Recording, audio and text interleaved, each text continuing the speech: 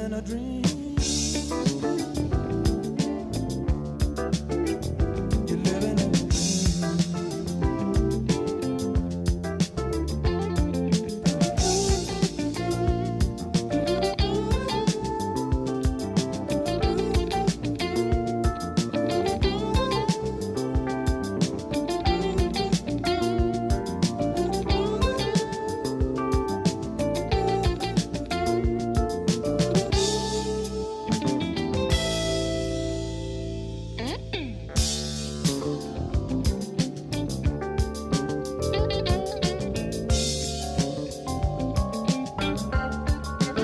So you close the door,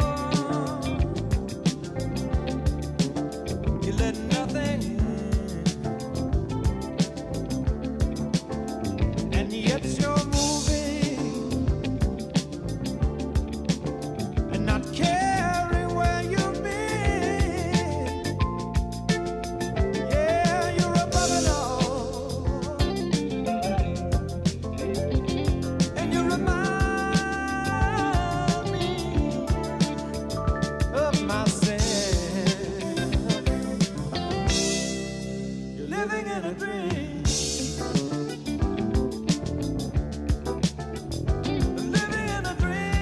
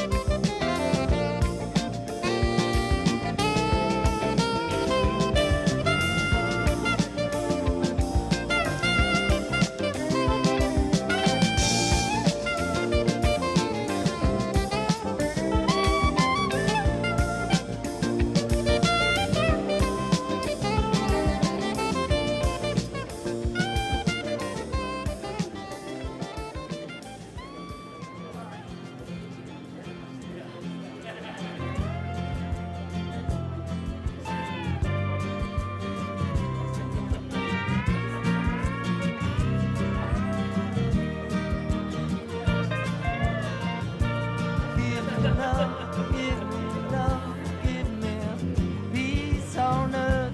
Give me light, give me life, keep me free from birth. Give me hope, help me cope with this heavy load. Trying to touch and reach you with heart and soul.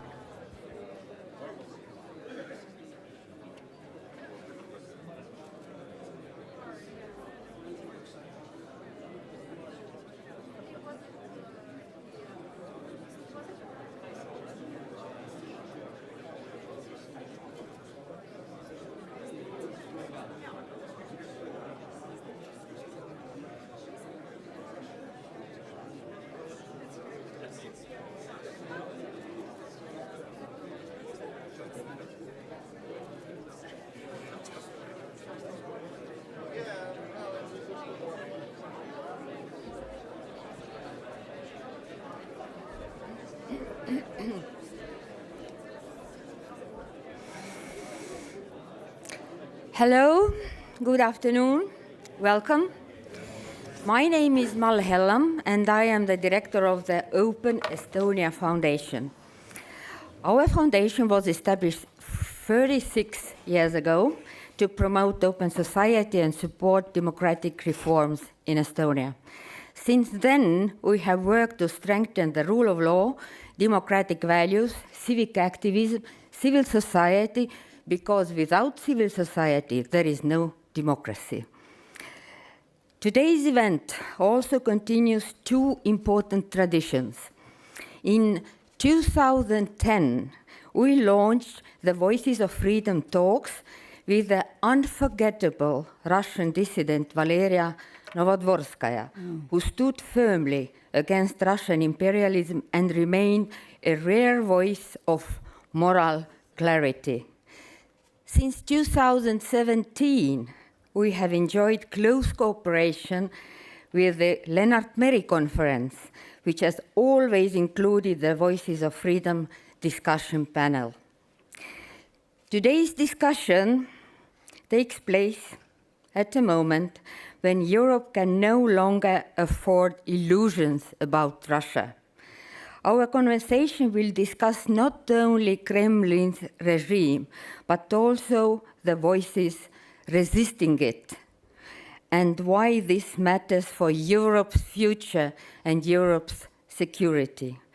We are truly honored to welcome Garri Kasparov in conversation with Jill Doherty. Thank you, Jill. Thank you, Garri. And thank you all for joining us this afternoon. Enjoy. Okay, well, thank you very much. I'm really glad to be here because, of course, this is the subject that I'm interested in. And it's good to see Garri again. A long time no see. Long time no see. Сколько лет, сколько зим, as we say. But in any case, I know there are a lot of questions, so I thought I would start with just a little housekeeping. So we have an hour, roughly. And I was thinking that we would talk for 30, 35 minutes, and then open it up to questions. And if there are no more questions, then we'll go back to discussion. No more but questions. I have an idea that there will be more questions than we can fit in an hour.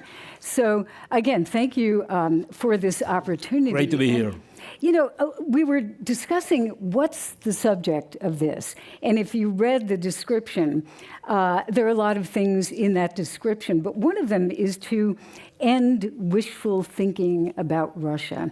And, you know, we will be focusing a lot on the voices of dissent, the opposition, et cetera. But I wanted to start with a question that actually I've had this in conversation with several people, and you've probably heard it at some of these previous discussions, which is the theory, rumor, whatever, that Vladimir Putin is living in a bunker. He is very scared of what's going to happen. He has economic woes, economy falling apart, discontent, Russians furious over internet shutdown, et cetera. But that Putin essentially is in trouble. Now, the drum beats are really loud on this. So I just wanted to ask you, what do you think about that? I mean, realistically, and why are the drum beats so heavy and loud right now? Thank you very much, Jill. As you all know, I used to be a chess player. So, and unlike card games, chess has 100% information available in front of you. So I used to analyze facts. So in your question, you actually put them together. Certain things, you know, we can discuss. So, for instance, economic data, though maybe it's not trustworthy, but still at least there's some numbers you can look at. Yes, we could see some discontent among Russians on the internet issue. But regarding Putin, trouble, Putin's health, Putin's inner circle, look, you know, the real situation with a dictator, it's the most guarded secret for any dictatorship. So the answer is I don't know. For a very simple reason, I don't want to speculate. I think we could talk about what's happening on the battlefield in Ukraine. We can look at some numbers, you know, based on oil prices. We can look at Ukraine's successful attacks against Russian refineries and military industry. But the moment you talk about inner circle, it reminds me of the old, you know, Kremlinology, looking at the mausoleum, who was there, you know, next to Brezhnev, and how does it affect politics? This is, you know, this more like astrology. Yeah. So, yes, Putin is not doing well. We understand because it's the 5th year of the war, it's supposed to last 3 days. But whether he's going to collapse, I don't think we should talk about it. I think we should look at what we can analyze. And I just heard now saying it's Europe should, you know, can no longer afford illusions about Russia. Unfortunately, yeah, Europe cannot afford, the civilized world cannot afford, but these illusions are still there. There's still, you know, the discussions about the whole nature of this war, and I think it's a right moment, at least to take a deep breath and look at the facts. And the fact is that Putin is not just at war against Ukraine. Putin is at war against Europe, against all European institutions, against the free world. And it's not Garry Kasparov telling you. I'm simply telling what Vladimir Putin has been communicating very steadily to the world for more than 2 decades. Right. People ask me, so how did you know? So, did you see it? I said, I didn't see it, I heard it. Very simple reason, I just was listening to what Vladimir Putin has been saying. And it's kind of a paradox. Dictators always lie about what they have done, but very often they tell you exactly what they're going to do. So the Mein Kampf was published in 1925, and it was a blueprint. Nobody took it seriously in 1925. But when in 2005, Vladimir Putin, already second-term Russian president, in control of Russian nukes and also enormous amount of money, addressed the joint session of Russian Duma and Senate, and said bluntly, the collapse of the Soviet Union was the greatest geopolitical catastrophe of the 20th century. Direct quote from Russian. I mean, that was a program. So Vladimir Putin made it very clear, and then for those who didn't want to hear him saying it in Russian in Moscow, he repeated it in 2007 at Munich Security Conference, looking straight into the eyes of Bush 43 and all other leaders of the free world. And for those who couldn't hear him, next year he attacked the Republic of Georgia. So Vladimir Putin's goal was, is, and will be, and there's no indication he's changed it, to restore the glory of the Russian Empire, which means to push NATO back to 1997 borders. That was a part of the ultimatum that Vladimir Putin laid down back in 2007 and put again on the table in December 2021. So that's why Ukraine is the main target now, but it's not the ultimate goal. And the problem is Europe still doesn't want to recognize it. We're still talking about hypothetical. This is not a threat. This is a menace. Vladimir Putin is, again, making it very clear that he will continue the war as long as he has resources. That's why all these talks, let's restart conversation. And with all due respect to President of Finland, Mr. Stubb, what are you going to discuss with Putin? What? Tell me. What is on the agenda? Because Russian demands have not changed. Yes, he's not doing well, but it doesn't mean he'll stop because Putin is war. War has become an oxygen for the regime. It's an engine. To end the war, it's probably the end of Putin. I'm not sure, he's well-read, but I think instinctively, it's animal instinct for dictators. He knows that in Russian history, the tsars and dictators could do whatever, except one thing. One thing the people never forgave them, it's a war that they couldn't win. Unwinnable war in Russia always led to the collapse of the regime, or at least, major social upheaval. So that's why Putin would continue. And let's be objective. So Europe, 20 package of sanctions. Nice. 21st one is on the way. Why not to do it in 2? I mean, what is the whole this endless process? And also, we heard this morning, great conversations about military budgets, 3.5%, 5%, perfect. Deep strike capabilities. Question is, are you going to use them? Because the big question is, if, God forbid, something happens and Vladimir Putin would cross NATO borders, here or in Latvia or Lithuania, are you going to fight? Or are you going to wait for Donald Trump to give you permission? So who is going to make a decision if Vladimir Putin does unthinkable a few years ago? Now it's not unthinkable anymore. So that's what we should discuss now. And it seems to me that there's a big elephant in the room, but everybody goes around. Okay, let's switch gears a little bit, because I want to talk about people like you, opposition. I live in Washington, D.C., and I go to a lot of conferences and discussions, and many members of the opposition come through Washington, D.C., and they talk about what they're going to do, sometimes with elaborate detail, after Putin is gone. What will the new Russia be like? And, I've asked myself, they are not in Russia physically. So who are they talking to? Because number one, if you look at Russia right now, Putin is hermetically sealing Russia off from the rest of the world as much as he can, shutting down the internet, and viciously cracking down on any type of opposition. So, who are you? Let's start with you personally. How long have you been out of Russia, technically? 13 years. 30 years. 13. 13. Okay, I was beginning to wonder. 13, I thought, okay, fine. Yeah, I'm okay. old enough, yes. Not but 30. still, 30 years ago, I was still a 13. national treasure. Okay, so, Yes. but Now I'm indicted terrorist, so that's I changed my status. all right. So now I see you on CNN. So you obviously are talking to Americans, international audiences. You're talking to people here. But who are you talking to in Russia? And are they listening to you? Or are you, as somebody said last night, used the word, the opposition are irrelevant. I hate to use that word, but I must. Look, the people you are meeting frequently in D.C. And those are dreamers that are laying down plans, grandiose plans, how they rebuild Russia after Putin.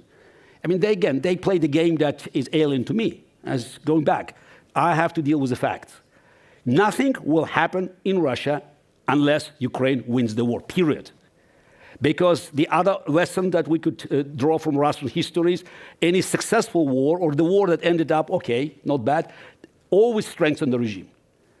The only thing that can help us to push the change through, or actually it will probably lead to some social upheaval and eventually to the collapse of the regime, it's Ukrainian victory that will lead to the, Ukraine must win, Russia must lose.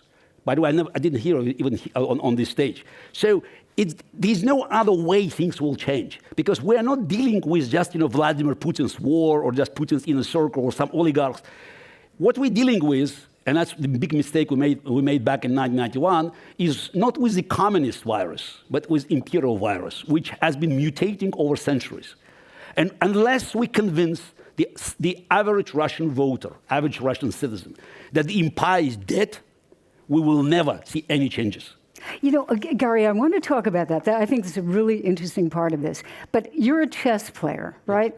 Okay, if Putin loses or the war ends, whatever, these people are saying, and many of them I have a lot of respect for, what they're saying is you need to know what's next. You have to be prepared. If Putin is gone, and we all know another Putin could come, or it could be worse, or it could be better, but what they're saying is you have to look at the future, and how do you want to structure I hate to use the word democratic, but whatever, a Russian democratic state.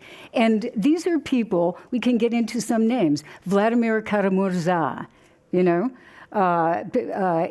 Yashin and other people. I think you're a chess player. Don't you plan? No, they don't have a plan. This all they do is just they're working out nice papers to get grants. Period. Ooh, that's it. This is nothing else. This is really? The whole. Yes, absolutely. Some of them could just have the heroic past. Vladimir Kara-Murza is well respected, but there's no plan. Anything short of us helping Ukraine to win is useless. It helps Putin, period.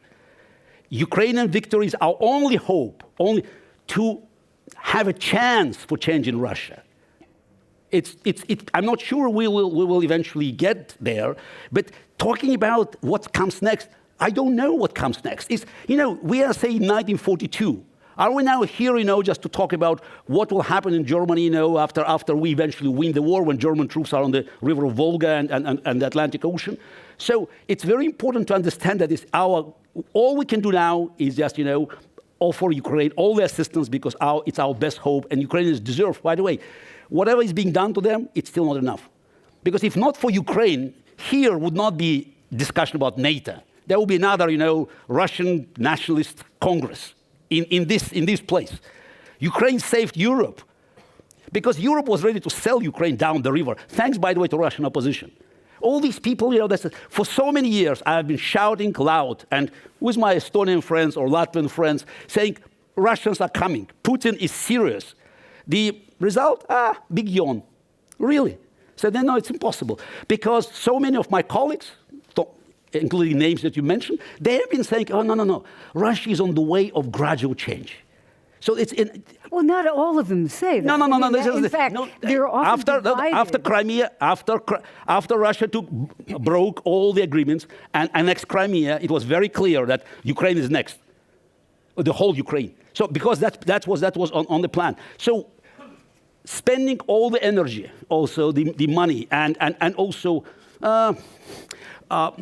like lulling the Western community about elections in Russia, some kind of the political change. Putin was speeding up to turn Russia into full-scale fascist dictatorship. Boris Nemtsov was the only politician who stood firmly against Russian empire, against imperial annexation. He was killed. Well, let's get into that. And I remember seeing him on stage here in Tallinn a few years ago. So his memory it's more than is 11 strong. years ago. Yes. Yeah, but I remember that very well. But so in terms of, let's say, the idea that it could be over, that Putin could be gone. I still want to get back to that, because what you're saying is just concentrate on this, but don't, well, let me put it this way, okay. What kind of a Russia would you like to emerge after, if the war ends, when the war ends in Ukraine? Obviously, something will happen in Russia. There'll be some sort of effect. What kind of Russia do you want to emerge from that period? Or will it always be an imperialist power? It's very interesting. You said 3 times ends. I'm sorry? 3 times you said war ends. You didn't have courage to say Ukraine won. Well, of course not, no, because nobody knows. I mean, how do you define win or lose? Let me repeat again. Unless Ukraine wins, nothing will change in Russia. You have to illustrate I repeat again, I did it many, many times. You have to illustrate that empire is dead. And nothing short of Ukrainian flag raised in Sevastopol will achieve it. All right, define. Okay, no, a lot of people agree with you, but define winning. What does that mean? Winning it means, that says Russia has to be kicked out from Ukraine. It's, when people say winning, they always think about 1945. It's a wrong idea, so it's not about Berlin or Tokyo. Think about 1918. The Germany signed capitulation on November 11, 9 or 11, depends how they say it, of 1918, while German troops were still in France and Belgium, because Germany ran out of resources. So Putin potentially could be put in a situation where, he's a dictator, but it's not, it's not a king, powerful. So there's still elements within the regime that might, start looking at the whole war as very detrimental for their interest. Putin was very good, 26 years in power, in balancing interests of various groups. But right now, when you start looking at the situation in Russia, so Russia is suffering already some losses. And if the losses will mount, so I don't know whether people will be backing Putin as they did when he fought Prigozhin. Because at the end of the Prigozhin coup was just about making business, killing people in Africa, as Prigozhin wanted on Ukraine. So what's happened is that, according to majority of Russian elite, killing in Ukraine was more profitable. So if the whole war becomes unprofitable and dangerous, maybe something will start changing. But that's, again, we need a plan for this transition. Not, that's a plan for just, to make it kind of a deal. We need a plan that will lead to the collapse of Russian empire, because it's alien entity in the 21st century. It's this, Russia has too many challenges now. And by the way, if we do nothing, Russian empire will collapse, but it will be done by China. That is the only country that has a massive territorial claim to Russia. It's nearly 3 times France, 1.5 million square kilometers. Entire territory from Vladivostok to Chita it was China until 1860. And China is waiting for this. I think it's more attractive goal for them than the small rocky island. So again, let's be realistic. So this regime doesn't go away as long as it has support of people. Majority of Russians still support the war. That's the problem. It's a fact. It's a horrible fact, but it's a fact. As majority of Germans supported Adolf Hitler. So and for those who are trying to tell you there's an opposition in Russia, no. The only realistic plan that people thought it was fantasy, but I've been pushing it for the last 4 years. So what I call, quite ironically, Russian Taiwan. We have millions of Russians, I agree, that would like to cut ties with Putin regime. They have nowhere to go. Most of Russians now will be affected by these sanctions. It's not just about oligarchs. A Russian that doesn't want to make chips or missiles for Putin, he has nowhere to go. More than millions of Russians left Russia in 2022. They had to go back because Putin immediately said, renewing your passport, you have to go back to Moscow. So how about, working at a plan to deplete Putin's resources of having the war. So just, start offering people just, chance. If you want to recognize Ukraine, as I said, simple formula. War is criminal, regime legitimate, Crimea is Ukraine. You have to say that. By the way, many of so-called Russian opposition leaders still cannot say Crimea is Ukraine without stuttering. That's a fundamental problem. We have no other way to move forward, unless Ukraine succeeds of clearing its territory from Russian occupation. Okay, so you've made that point very strongly. So I want to just get back to Russia itself. Has Vladimir Putin so changed Russia in the last, going into the fifth year, that there is no going back? There is, like some of the opposition would say, we want to restore a Russia, et cetera, et cetera. Some people would say, Vladimir Putin, the bridge is crossed and the Rubicon is crossed and there's no going back. And they would also say that the country by nature is imperialist and there's no hope to really change it. Where do you, and you've heard this debate, there's a lot of that idea that Russia, ipso facto. Are we debating the facts? Yeah, this is. Yeah, I just want your opinion. No, but it's look, has Vladimir Putin changed things? Now, I'm not dealing just with the facts. I'm just, on the more slippery ground of some speculations because we don't have opinion polls we can trust. Mm-hmm. But my gut feelings, my guess is the number of Russians that are just bloodthirsty, this go to war. I would not make it more than 1/3 of the population. Mm-hmm. That's my gut feeling. People who oppose war on moral grounds, that is bad, is unethical, it's just violation. This is that people believed in the values of free world. This amount will never exceed 15%. 86% of Crimean consensus. So now it's even less because majority basically they accepted it. So the fact is that Russia today, a Russian population at large, accepted the war as a reality. Some of that because of economic reasons, because the war in the first few years brought actually some economic benefits. So in many places, you had no other way just of doing it. And also Putin so far kept Moscow and St. Petersburg out of trouble. It's almost no recruits there. But when my good friend Volodya Karamurza, pushes, the whole idea of political prisoners. We have 3,000, 4,000, 5,000. Yeah, we know 99% of these political prisoners is those that actually have been caught by the regime because they made a kind of a donation or put a tweet. They were not conscious political. This is not the classical Soviet dissidents. People that took a risk. We maybe have. It's a big risk to do it. Yeah, no, but we still have few, probably dozens of people who did it, and now they're in prisons. But again, number is too small. There were hundreds of thousands of anti-fascists in German concentration camps. We're not even close to that. So again, there's no resistance to Putin regime. That's why let's go back to the facts and to become let's stay with the reality. And reality is you have to force Russians to make a choice. You have to get this, and the choice is very simple. The war is lost, empire is dead, and your choice is either we buy our way back to Europe, paying compensation and accepting all the crimes of the regime, or we become China's satellite.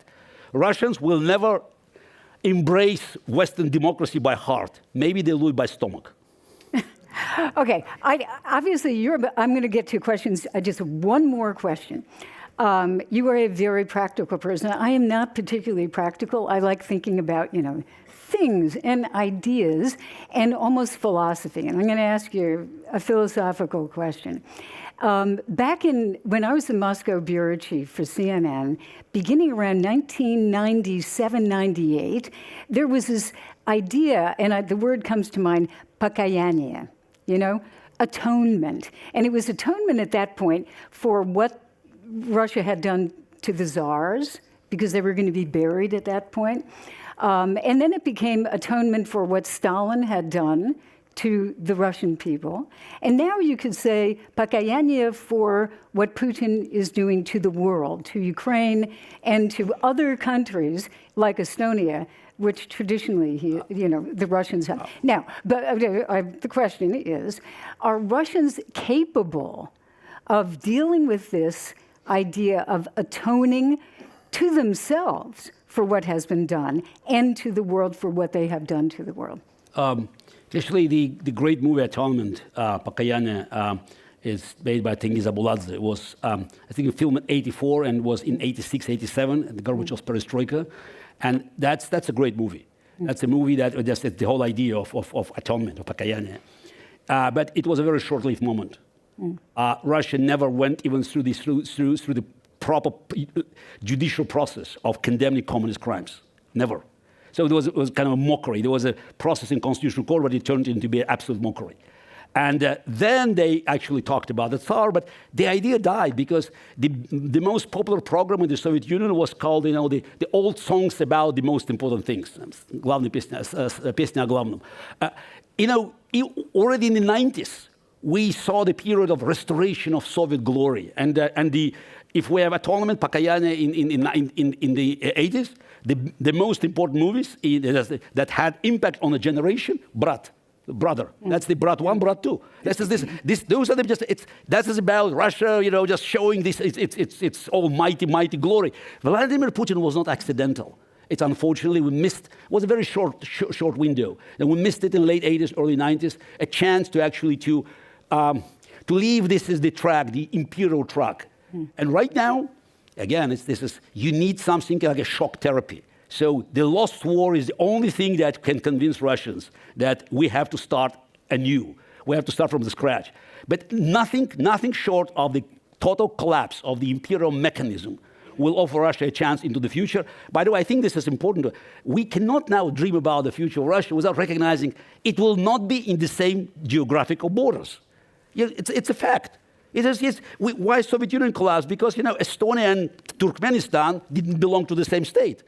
Chechnya and Ingria in Germanland do not belong to the same state as well. So Russia is imperial body that should be transformed. And again, if we keep pretending that we can save the whole territory, China is waiting. And maybe in a few years there will be a referendum on the Far East and East Siberia, and we'll discover that it's China.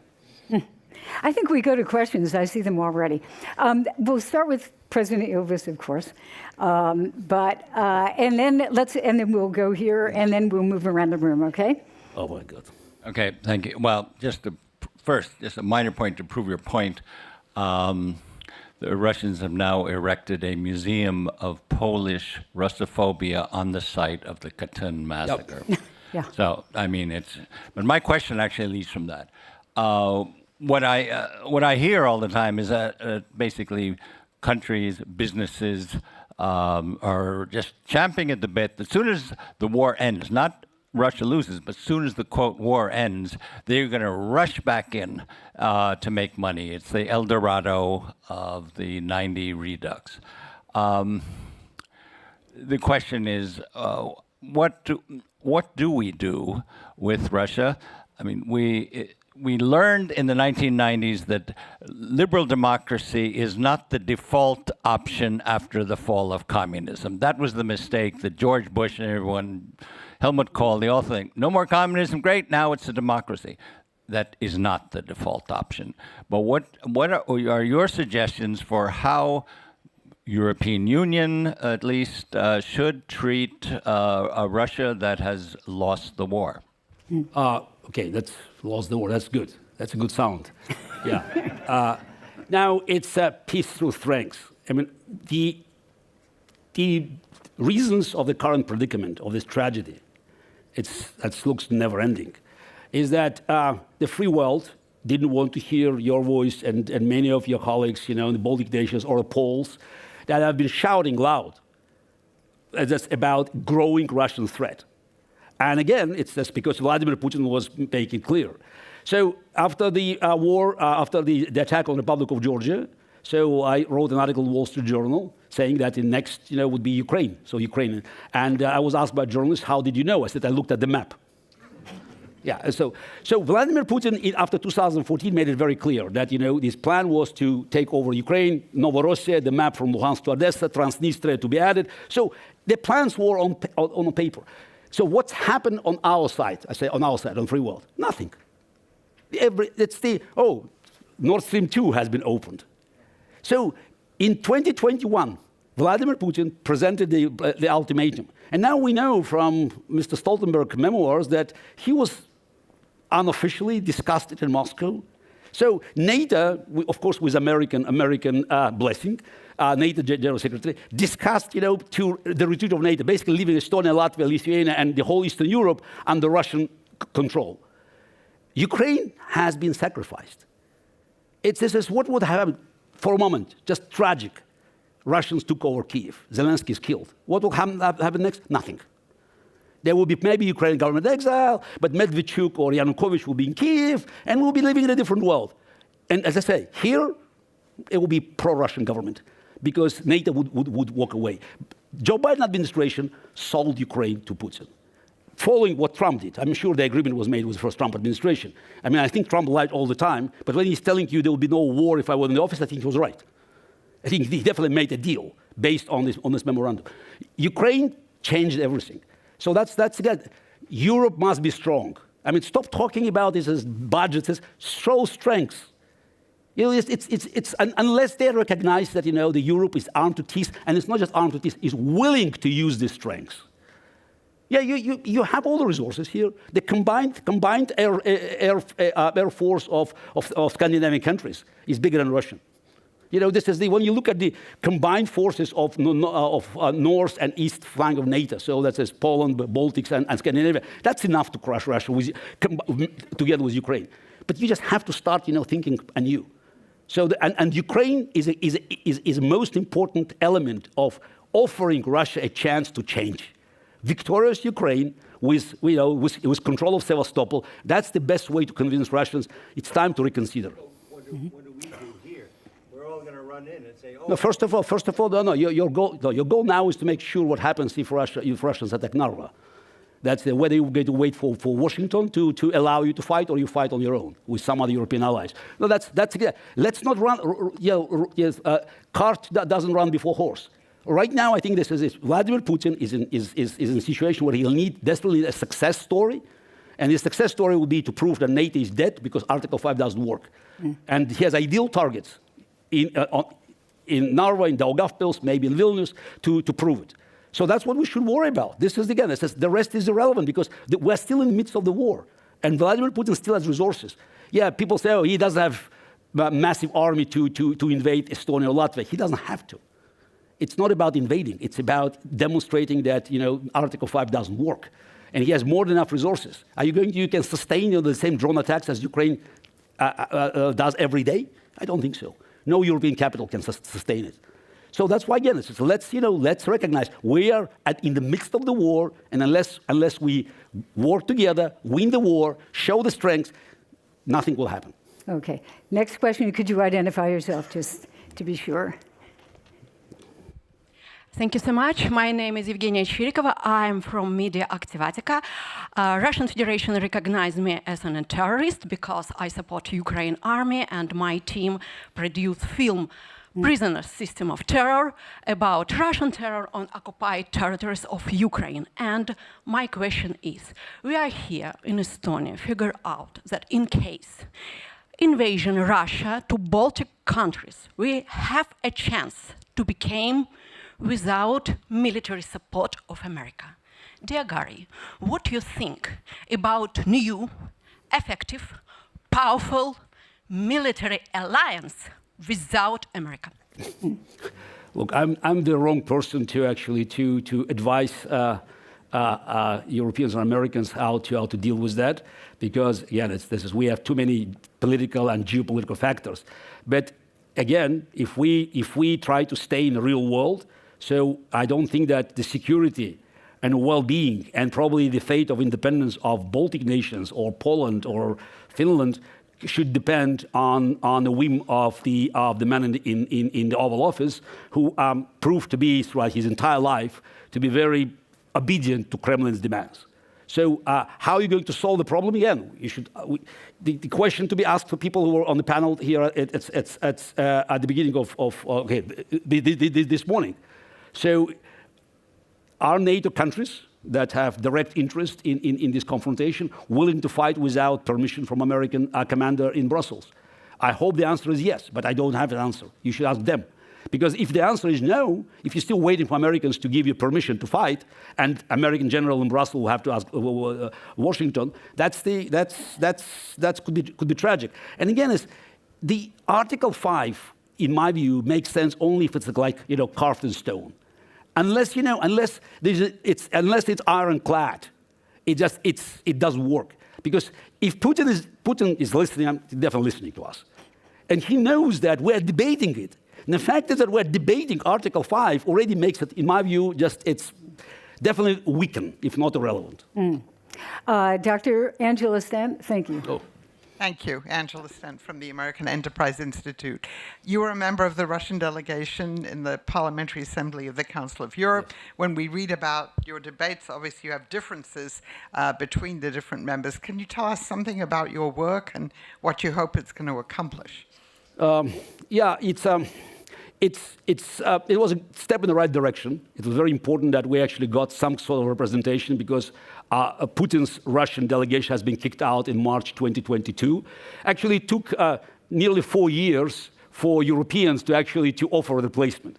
I think there was, the important element of the whole construction, though it's very, very weak legal foundation. So, but it was a very hard work made by a few prominent MPs.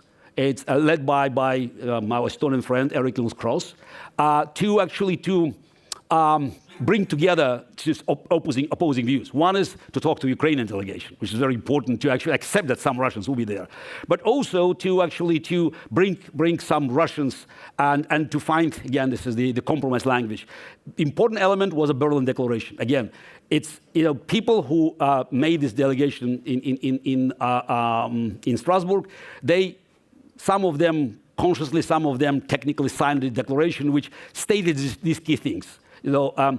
I think it's, by the way, my view is a bit too weak. That's why we talk about disagreements. I think we have to move further. So it's just simply saying Crimea is Ukraine is not enough, though we still have a big chunk of Russian opposition that is not willing to say that. They want more wriggle room. So that's not the way you fight this war. Now, I believe that the best thing we can do, and it seems that the majority agrees with me, aside of our statements on political prisoners, is to actually find a way to legitimize those Russians that didn't want to be part of Putin regime. And that's a problem with documents. I could speak about it freely because I'm a Croatian citizen, so I have a passport. So I'm citizen of Europe. But we have hundreds of thousands of Russians that are just hanging between it's heaven and hell, and there's no comprehensive solution. Many of them will have no documents. It's expiration period, 26, 27, passports are being expired. How about creating because it's a potent force. Again, it's not a freebie. It's not just something that you are offered, for nothing. You have to, again, state all these key things. You have to go through this process. And at the same time, Europeans keep issuing visas. More than 500,000 visas a year being issued. And who is receiving these visas? This is not the Russians I'm talking about. So, and it's time to actually to look at us as the potential ally in this war. I just read the report about the latest attack on Ukraine. It's a terrible attack. So I nearly cry every time when I just see it. The Russian ballistic missiles, they all have been manufactured in 2026. And almost 100% of components came from the sanctions list. That's it. That's all we have to know. So it's very important to look at us. We may have differences, but try to create this is what, again, I hate using this Taiwan, but something that opposing Putin. You have to create alternative Russia. Again, we will represent maybe a small minority, but still you have millions of Russians that would like to get out. They don't want to be part of the criminal war. Still, it's minority, but give them a chance. So I think, I keep saying the same thing, is come up with a plan. Please plan. And then we in PAC, our group, could become, it's a very important element of this construction that hopefully will lead us to big changes in Russia. Okay, next question, Roman, and then over there. Roman Dobrokhotov, editor-in-chief of The Insider. So I agree with most of your points, maybe besides the idea that the majority of Russians support the war. As I see it, the war is extremely unpopular among the vast majority of Russians, including the loyal to regime. But I think everybody here agrees with you that winning in Ukraine is the main priority right now and a very important condition for democratization of Russia. But you say a little bit more than this. You say that after this winning, fall of Russian regime is kind of inevitable. So I ask you to elaborate a little bit about this. So let's say Ukraine deoccupy Crimea, Ukrainian flag is in Sevastopol, Ukraine deoccupies all the territory of Donbass. Definitely Vladimir Putin will not resign after this. We know examples with Saddam Hussein, who lost in Kuwait and was in power forever. So how you see the exact scenario, the most likely scenario, how Russian regime will change after Russia loses the war? The loss of the war, I said it's not occupation of Moscow or even Russia, any part of Russian territory. It's economic and political collapse. And actually, it will happen before Russian troops leave Crimea or Donbass. Because, again, as I said, 1918. So you have to deplete Putin's resources. Vladimir Putin has been skillfully manipulating the different groups, oligarchic groups. And we should give him credit. Staying in power for 26 years and, just surviving the Prigozhin coup, so illustrated that he was very capable of distributing the immense wealth.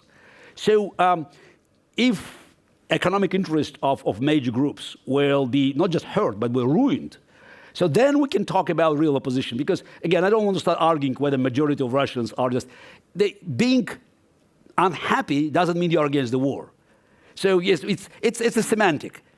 I bet you that most of them are unhappy because Putin cannot win the war. So I'm reading the same Russian internet. I don't see that majority is complaining about Ukrainians being killed. The major complaint is Putin couldn't finish the job. That's what I read there. So those are two differences.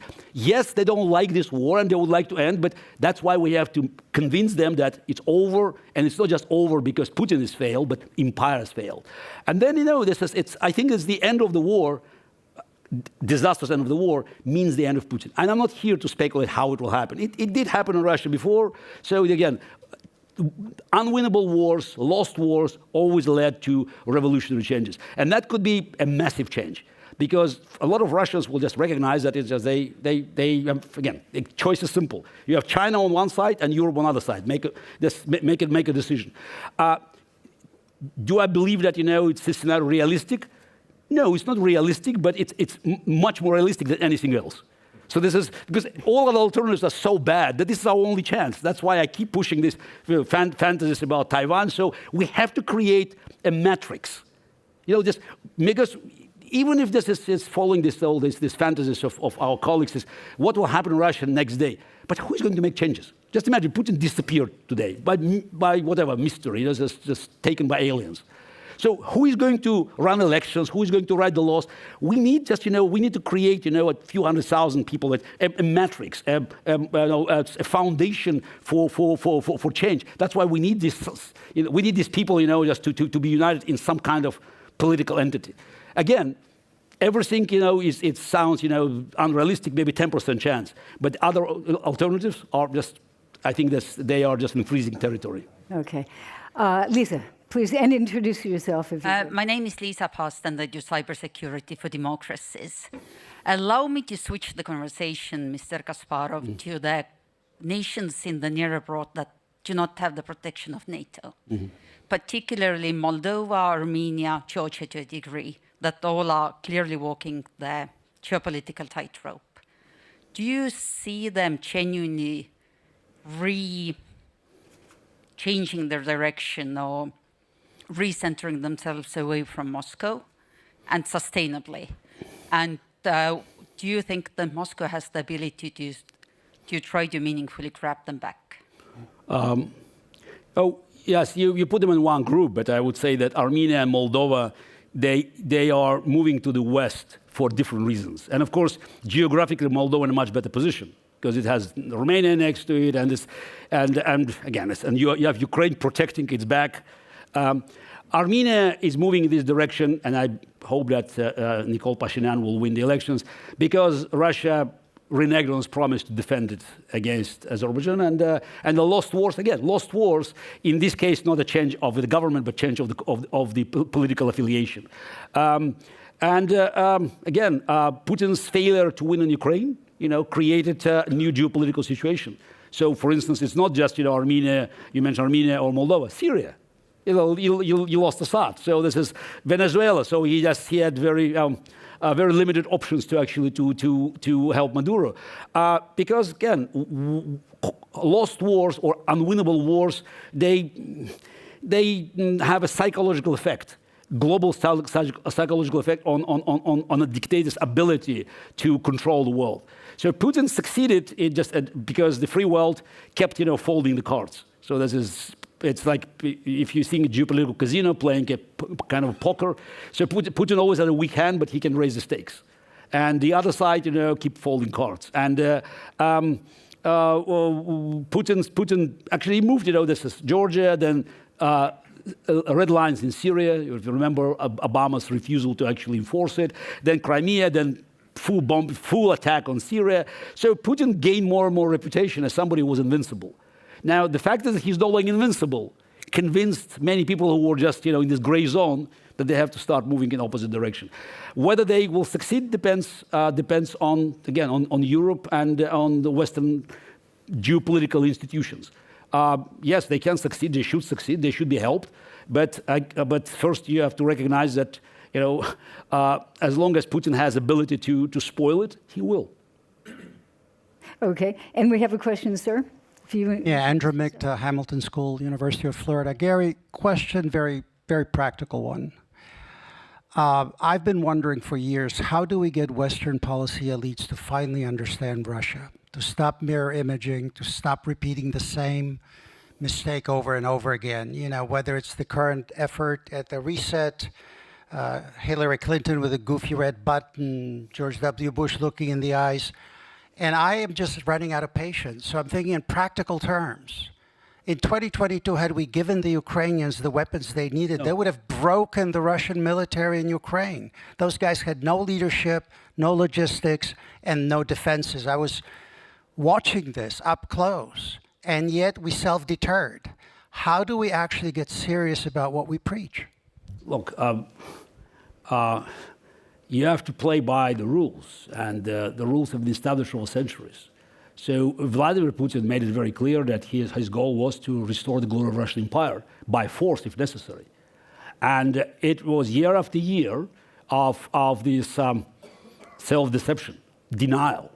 Appeasement. It's worse than appeasement. Appeasement, I'm here just to say some nice words about Chamberlain and Daladier. Yeah. He says, we say Munich, and it says it's a bad word. But in 1938, they had no idea what would come next. So they meant well. No, they absolutely meant well. Chamberlain was naive, but he was not trying to make business with Hitler. We're better than that. Yeah, exactly. This is yeah. So and by the way, he just in 1940, his voice was he had a decisive voice in the cabinet. When Churchill, needed every support he could to turn down the Hitler's separatist proposal. So yes, Churchill was Halifax, and Chamberlain recognized very quickly. So we have been repeating this mistake year after year because, again, I think we lost our spine. That's you talked about 2022. This is American intelligence, had no doubts, and I think they knew exactly because Putin told them that Putin would attack. Still, 20 days before the invasion, on February 2nd, February 3rd, General Milley, the chairman of Joint Chiefs, spoke or testified on the floor of the House. And he bluntly explained that administration position was not to give Ukraine any serious weapons because army would be crushed in 2 weeks. The only difference between his position as CIA was the CIA thought it would take 4 days. So that's it. So this is the whole world, waited for Ukraine to be taken over by Putin. Again, it's when people are talking about miracle of Marna, miracle on Wisla, that's 1920 when Red Army was stopped by Poles. Yeah, but that was the biggest miracle of all.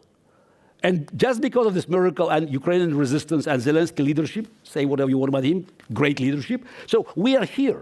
We are at this point, and still we are contemplating what's coming next. Nothing. It's this. Ukraine proved that the only way to make Putin more reliable is to show strength. Gary, could I just jump in here? One of the reasons that administrations, especially Biden, didn't give as much as the Ukrainians wanted in terms of weapons was the fear of nuclear war. And you hear Donald Trump saying the same thing.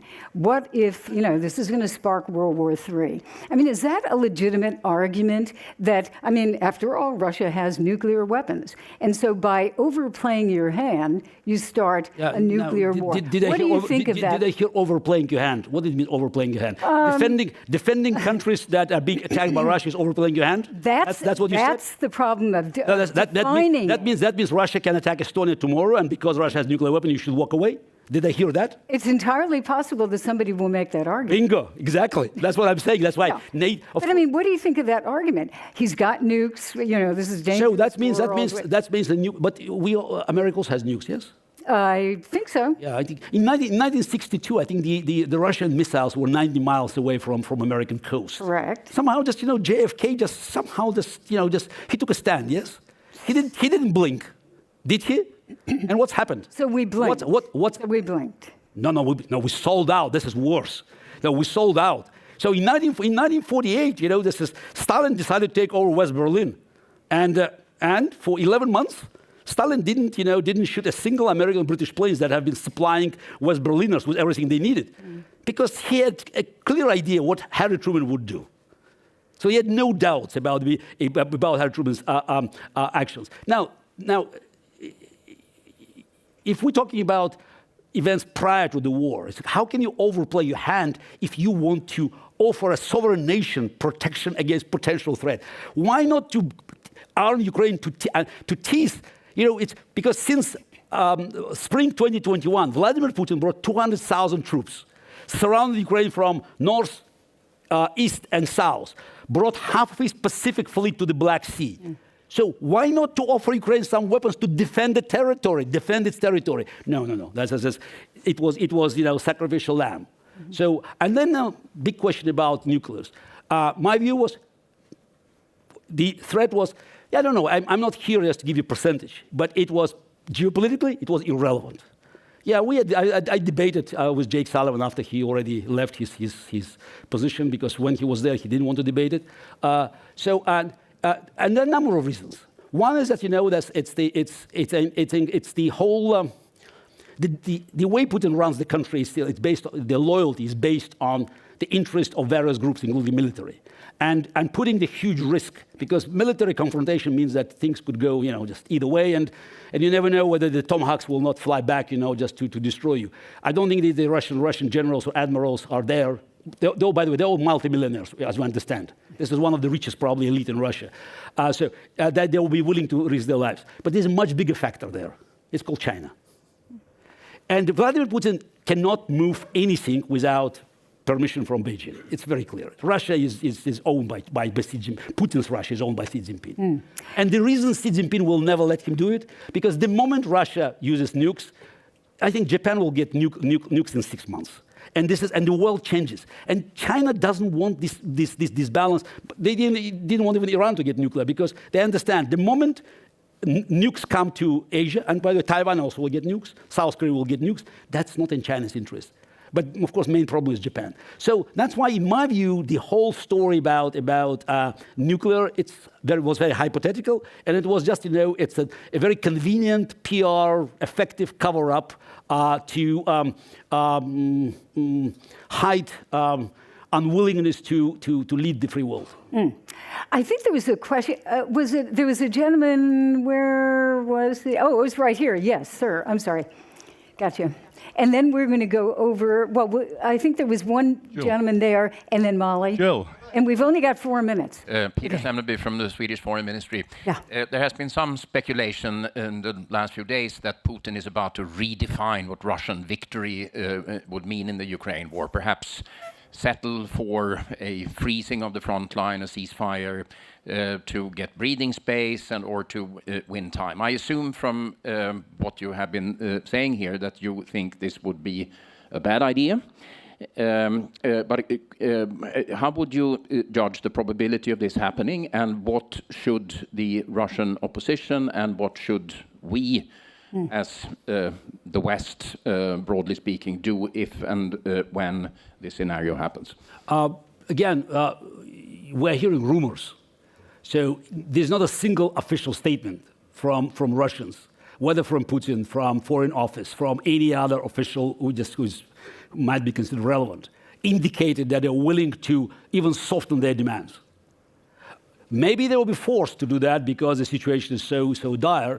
I doubt. But in any case, we're not talking about the end of the war. We're talking about, it's not even a ceasefire. I would call it temporary end of hostilities. Exactly, breathing space, which means he will do it. He will continue war elsewhere, and I'm not sure that will be great news for Estonia or Latvia. Vladimir Putin again. He made the war again. I said oxygen. It's a spine of Russian society, from the very top of the government to kindergarten. It's war, war, war, war. You just look at Russian budget. Look at every decision of the government. So they're planning to have 1 million drone operators by 2030. They're working already from the second or third grade in the school. Why? So the propaganda of hatred begins from the kindergarten. So it's everything there is just this. So how can you reverse it? And by the way, this is material factors, and this is about technology. What about 1.5 million soldiers? Do you think Putin will let them go back to Russia? We have few thousand, maybe tens of thousands returning, and we already have many crimes are not being reported, but horrible crimes committed by these people coming back. Russia had maybe, I don't know, less than 100,000 Afghan veterans that created quite a havoc in the 90s. Now you're talking 1.5 million people from this war? No, they will not come back. So that's why when you just look at Putin's options, just try to be objective. He has to continue war somewhere. And as long as he has resources and support of his elite, he'll continue it. So strangle him. Just is what I can tell you. But you have options. Make sure he doesn't have the components to build new missiles. Of course you can do it. The companies that are violating it. Punish one. Start criminal procedure. Maybe others will think about it. So 5th year of the war, Putin still received full supply of components from the free world, despite 20 packages of sanctions. Mm-hmm. Okay, so we've got 2 minutes, and there are 2 questions that we have time for. So could we ask the gentleman, oh, there you are. If you could ask your question, Molly ask the question, and then you've got the last word. Okay. Okay. Thank you. Could you please elaborate? Could you identify yourself? Oh, sorry, yeah. Frank Curies, Synopsis. Could you please elaborate on the comparison of creating Taiwan or something similar of Taiwan? That was a very interesting idea. I'd like to hear more about it. Oh, and Molly just... I'm talking about... Yeah, okay, Molly. Yeah, just quick. Just quickly, Molly McHugh, writer and general irritant for Russian objectives. But we've been having all these conversations under this fabulous banner of Fortune favors the brave. And it seems we've all come to the conclusion that the brave are the Ukrainians. And we're very good at defining what the Ukrainian bravery is. But for the rest of us, when the undertone of all of these discussions has been Russia is losing things at once, it is weaker than it has been, and there is opportunity to push it. What is the brave for those of us who are not in a Ukrainian uniform right now? Okay. This Taiwan, it's much longer story. So basically, it's about offering the legal ground for those who would like to cut ties with Putin. It's kind of nonsense passports, some kind of a document that will open the floodgate.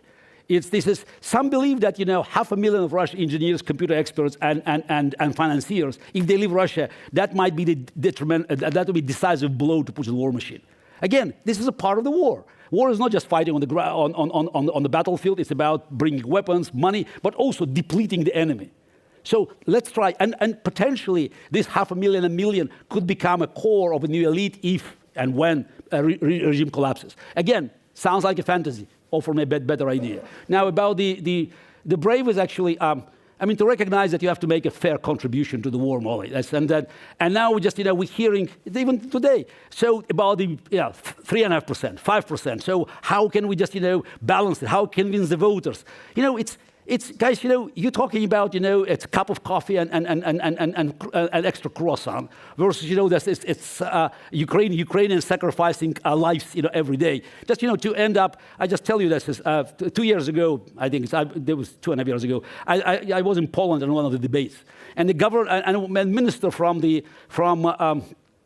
previous Polish government, he just, he was very, very aggressive because there was a moment when they blocked Ukrainian trucks with grain on the border because it was a real threat to Polish farmers, agriculture, and he was so vocal about it. He says, these Ukrainians, they create these problems, and we are not here just to make these sacrifices. And then just I took a mic and said, you know what, I couldn't agree with you more, but your choice is very simple. Either you will try to stop Ukrainian trucks with grains, or you will have, instead of these trucks, you have Russian tanks. And I don't think that your barricades will stop them from crossing the border. So again, recognizing the choice is very simple. And again, you have to make full contribution to win this war. Because again, it's like chess, black and white. But unlike chess, there's no tie, there's no draw. Either we win or Putin wins. Wow, okay. Well, thank you very much, Garry Kasparov. Really, we got your point very strongly. Thank you very much. Okay. Okay, thank you. Thank you, Garry. Thank you.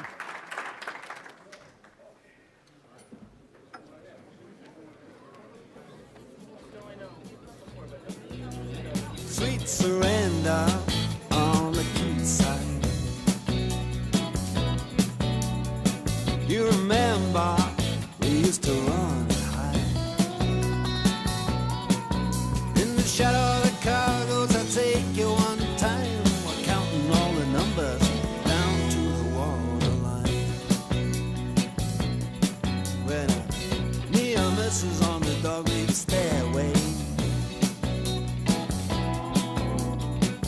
French kisses in the darkened doorway.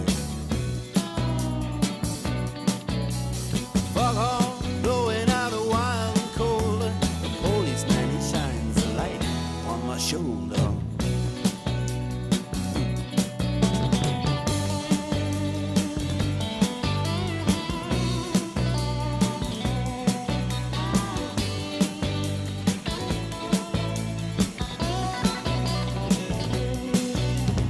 Up comes a coaster.